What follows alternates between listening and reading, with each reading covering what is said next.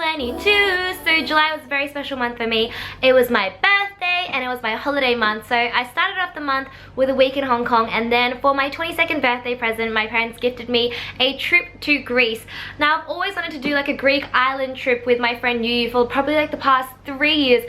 She probably mentioned it when we were in like year 12 or like schoolies or something, and it just never happened. So honestly, it was a dream come true, and I'm getting the vlogs out one by one. So Athens is already up, then there'll be one for Eos, and then one for Santorini, and then just one general one where just like montages of like jumping to the beach, just very pretty and stuff. Guys, I got tanned. I don't think I've ever been this tan for my life.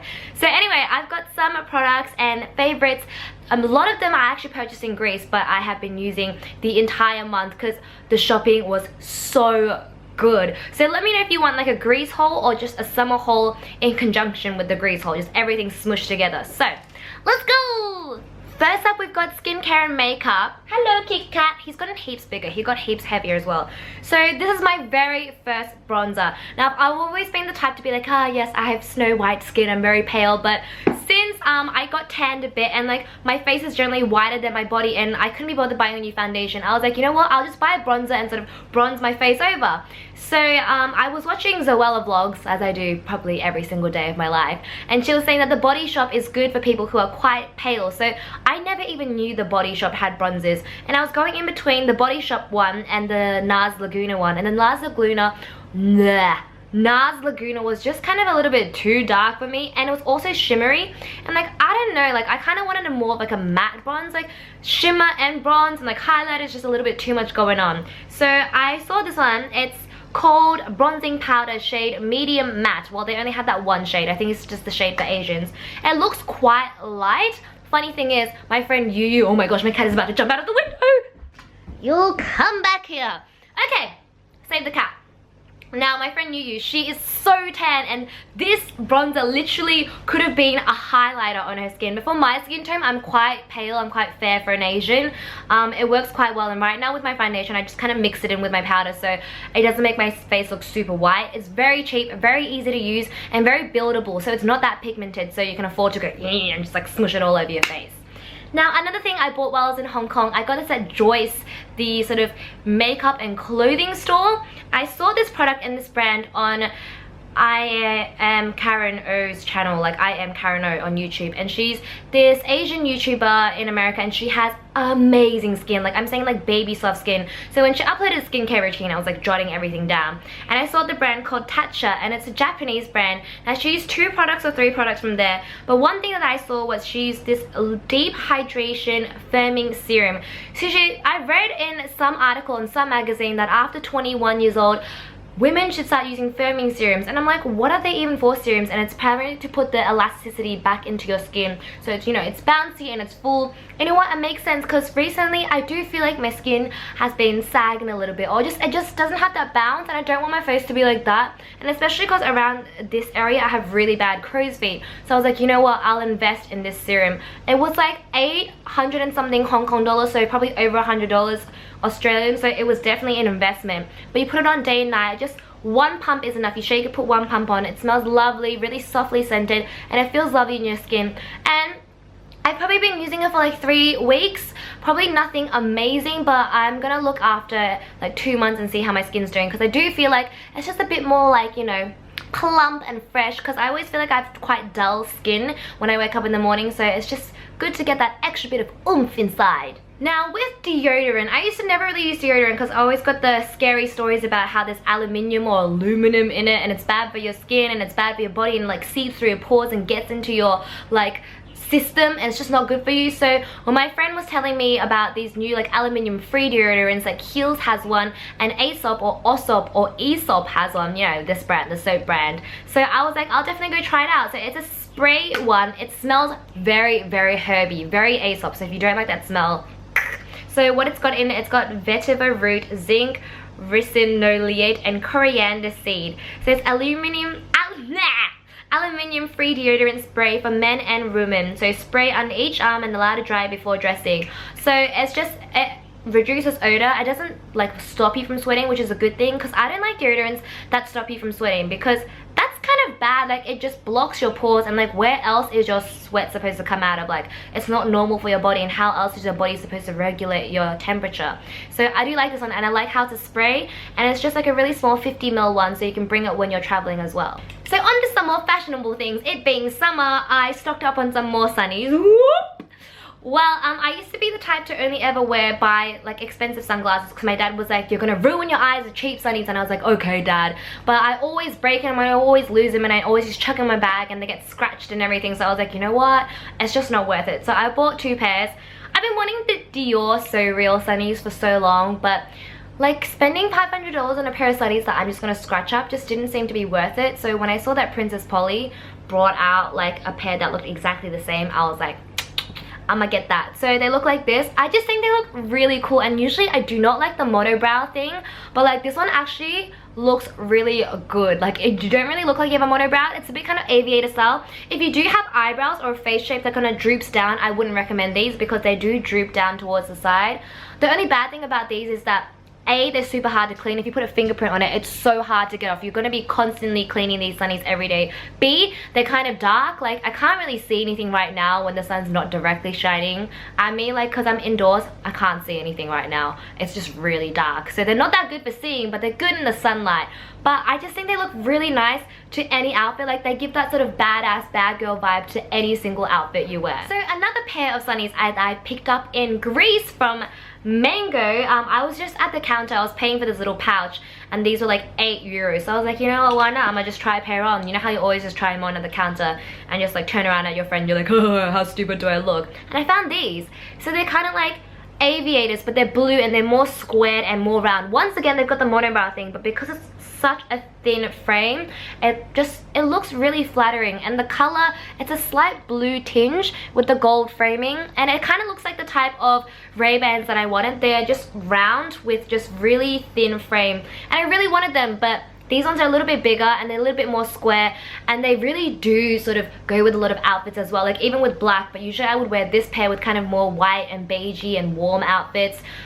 They give off a more of a structured look, so if you've got a square face, wouldn't recommend these. If you've got a more of a rounder face and a more of like an oval sort of longer face, I would recommend these sort of squared off round sunnies. So this is a bag that I picked up in Greece. It was just from one of the small boutiques. I love buying things from like small boutiques that you cannot get anywhere else. It was €60. What I used to justify it was that I would not find this style anywhere else in the world, because I've never seen it anywhere else. So it's just like a little bag, and it's actually made from cork. So this bag is waterproof, and it's cork on the outside, and the brand is called Street Level, and they have like all sorts of pouches. And with these sort of swing bags, they have the ones with like purple flecks and then rainbow flecks in them, and I've been using this bag every single day. Usually I don't like using bags that don't fit water bottles, but I just needed something small. It kind of reminds me of the Celine tree, but you know, obviously not as cheap, because it comes with like 3 compartments. So you've got one that's there, and then 2 zipper compartments as well. And the chain is gold, and it's just such a light bag, and it's so casual. But I love how it's got the yellow sort of gridding on it, and it just adds a little bit more of color and sort of a little bit more of a flair to it. So this next item, you're either gonna want to burn, or you're gonna want them on your feet right now. They're these pom-pom sandals. How cute are they? So I saw that they started to come into like trend into fashion this summer, and I was on The Iconic, and I was on like Net-a-Porter, and they're all like $200 US because they're handmade in Spain. And I was just like, do I justify spending $200 US on a pair of pom-pom sandals that people will most likely laugh at me for? So when I saw these in Greece, I was like, yes please. When I was in Athens, they were only 65 euros, but I was like, oh, they'll probably be cheaper in Santorini, and I'll probably wear them more in Santorini. They were 95 euros in Santorini, and they weren't any cheaper, and there was nowhere else to buy them. And if I didn't buy them in Santorini, I was like, I can't wear them on my Greece trip, so I had to buy them. They're actually surprisingly comfy. Like, they're not this sort of flat sole. They've got rubber at the bottom, and then they've got like the bit of a softness to it, and they come with a lot of extra trinkets and pom-poms, so you can adjust them where you want. Sometimes they kind of cut into your feet a little bit because of the rings, but you can just adjust them, and you tie them up, and it looks fab. And just look at all the handmadeness, and I just think they're so special. My friend was like, you're not gonna wear them when you get back home to Shanghai or Australia, but you know what, I wore them in Shanghai and people still complimented me on them. And when I was wearing them in Greece, like so many girls came up to me and were like, oh my gosh, where did you get your shoes from? Or their girlfriends were like tapping their boyfriends on the shoulder being like, look at her shoes. And yeah, they're just such a statement piece, and they're just so summery and fun. Like if I go to another island holiday, I would definitely bring these guys with me. Because I've been traveling a lot this month, I thought it was only reasonable that I included this in my travel favorites. So it's the Louis Vuitton passport holder. That's what it is. I think it's $400 Australian. I actually got it last time when I was in Australia. My mum got it for me as a gift. A lot of people get their names engraved here, like their initials, and I just think it's really nice.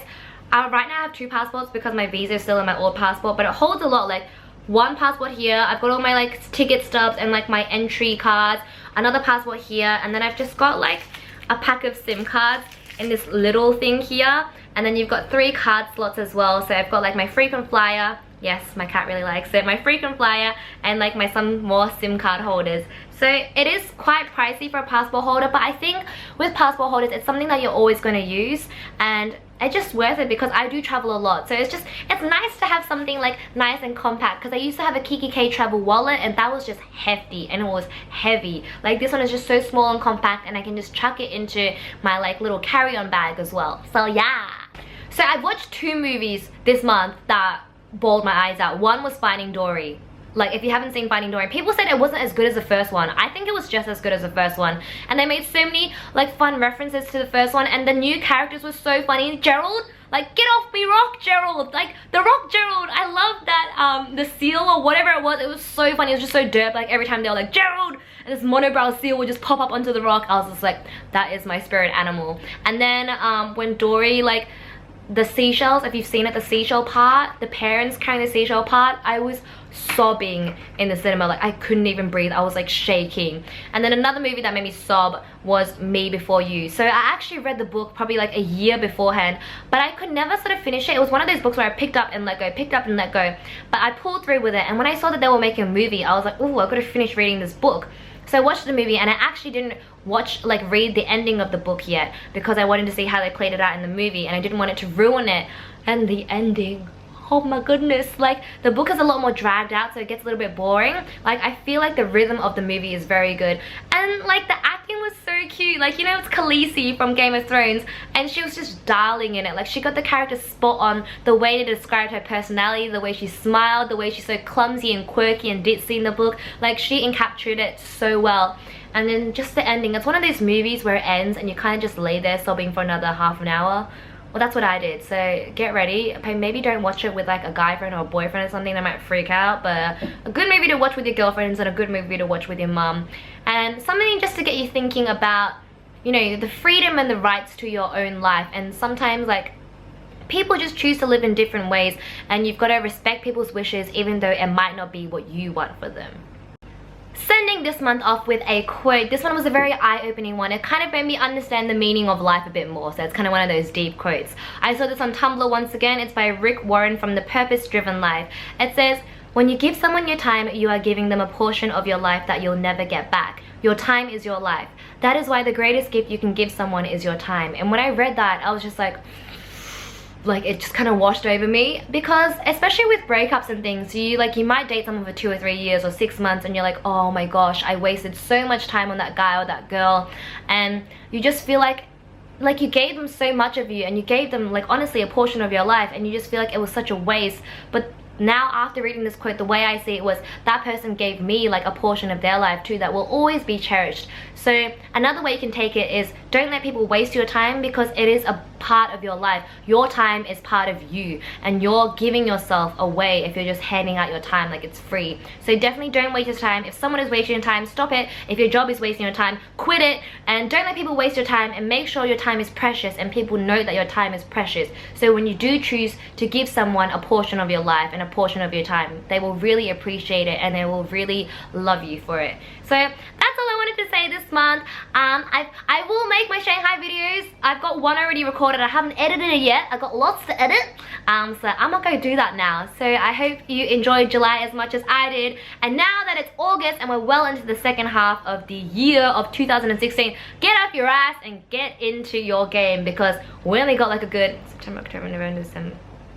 September, October, November, December. Is that right? So only for like 4 more months? Only 4 to 5 more months of the year to do everything that you were supposed to do in 2016, and I know you were supposed to do a lot. So August has already been really crazy for me. I just got back from Beijing because I went there for an audition. How crazy is that? So it's gonna be jam-packed full of auditions and stuff that hopefully I can vlog, and just yeah. I hope your August is as crazy and as fast moving as you want it to be. If you're looking for a slow, sort of more paced out August, well, I wish that upon you as well. So I'll see ya next month with another favorites. Otherwise, I'll just see you with another travel vlog or something. So bye bye. Hi guys, welcome to Dream Favorites. I just got back from Chengdu, so I haven't properly slept for like 2 days. I went there to host the store media launch, and that vlog will be up in a little bit. So I think you can already see one of my